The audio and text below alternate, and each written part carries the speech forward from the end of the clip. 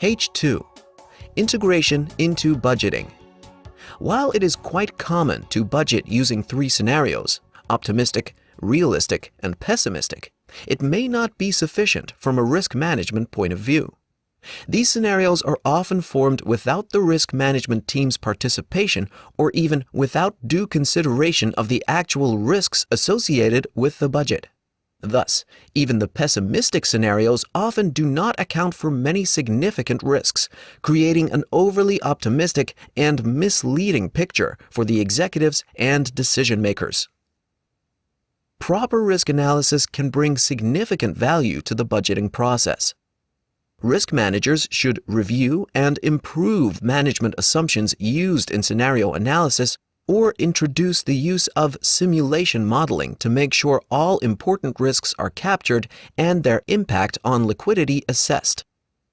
Risk analysis helps replace static, point-in-time budgets with a distribution of possible values. It also helps set management KPIs based on risk information, thus improving the likelihood of them being achieved and reduces the conflict of interest the finance department and management team have in presenting an overly optimistic budget. Risk analysis helps to identify the most critical risks affecting the budget, allowing management to allocate ownership and determine the budget for risk mitigation. Integrating risk management into the budgeting process requires the risk management team working closely with the finance department, as risk analysis may lead to the change in budget assumptions or targets.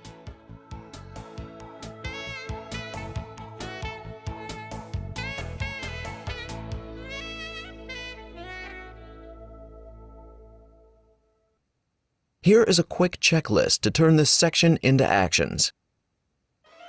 Review existing policies and procedures covering budgeting process to determine whether risks are adequately taken into account.